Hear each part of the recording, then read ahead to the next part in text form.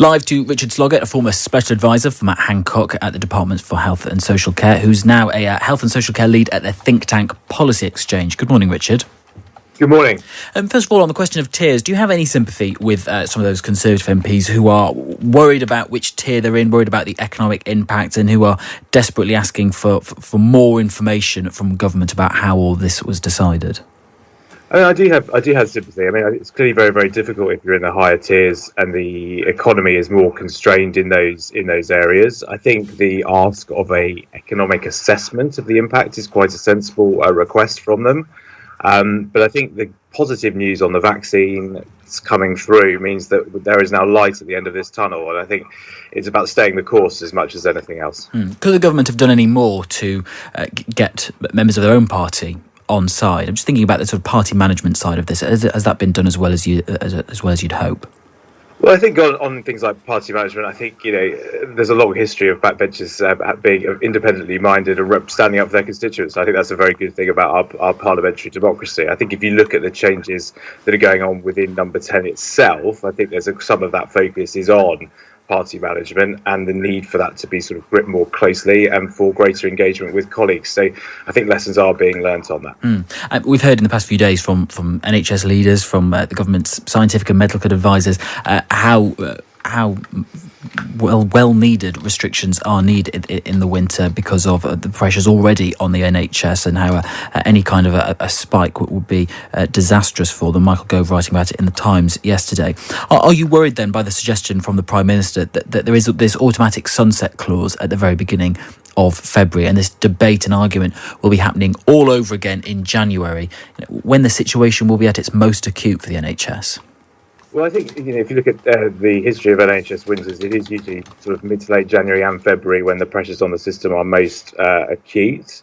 I think alongside that, these restrictions will need to be continually reviewed on the basis of the evidence and the criteria that have been set. So I think if you're looking at the full picture of evidence, if you look at the metrics that are being used to exit the tiers, which include NHS capacity, then I think you've got a joined up approach. So I'm not as concerned now. To the news of a vaccine and a possible one being approved as early as this week, we had the news yesterday that we've now got a minister for the vaccine. Should we have had one earlier? So I think we've had a task force which has been sort of in the process of doing excellent work on purchasing these vaccines and making sure that we have access to them when they're ready and regulatory approved. I think now we're moving into the actual rollout of that process. I think appointing a figure who is a political figure is a really good thing. And I think Nadhim Zahawi is a really good appointment for two reasons. One is he used to run a polling company called YouGov, and there's a huge public engagement communications exercise that's needed on this. So his expertise from that will be really, really good. And then the second point is that he's already been within the business department working closely with the life sciences, diagnostics and medical industries on the development of these vaccines. So I think it's the right time, and I think he's the right person. And lots of column inches and radio minutes have been devoted to people saying that they who don't want the vaccine, the anti-vaxxers influencing opinion in some quarters. But of course, are we not now about to enter a stage where there are going to be lots of people who desperately want a vaccine who aren't going to be able to get it for a long while? And is that the new frontier on which MPs and all of us will be debating and arguing?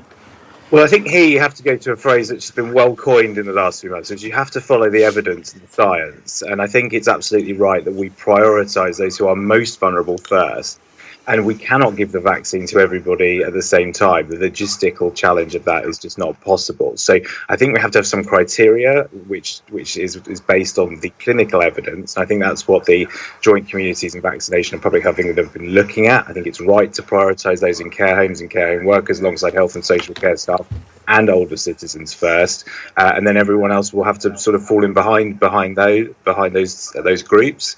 And then hopefully, as we move forward, we could be in a different situation come late spring, summertime, and some of these restrictions will be lifted by then. We know in the past few weeks and months that the government has worried about sounding too optimistic and allowing people to run away with hopes of restrictions being lifted. Do you think that this ramping up of good vaccine news is actually not doing good things in terms of ensuring people maintain social distancing and stick to the rules? Did you worry that we're all at risk of getting carried away?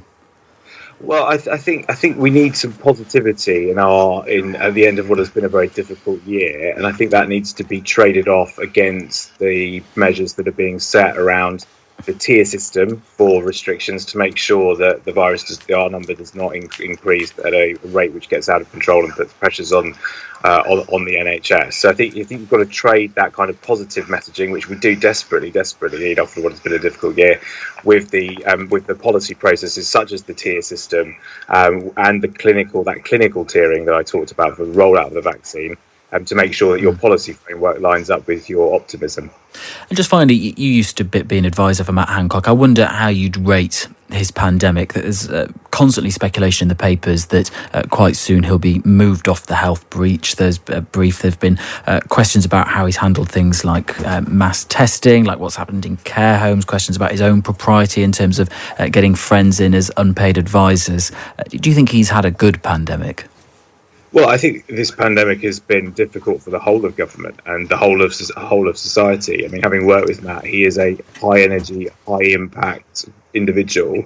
And I think if you look at what's been achieved on many different elements of the pandemic, I mean, he was the one who drove the capacity increases in testing almost, single-handedly from the very, very top of his department. So I'm not in the position of giving ratings to ministers, I'm afraid, so I won't be drawn on that specific. But I think there's very few people in government who've worked harder over the last 10 months. Thank you very much for your time this morning. That's Richard Sloggett there, as I just said, former advisor for Matt Hancock in the Department for Health and Social Care, now Health and Social Care lead at the think tank Policy Exchange.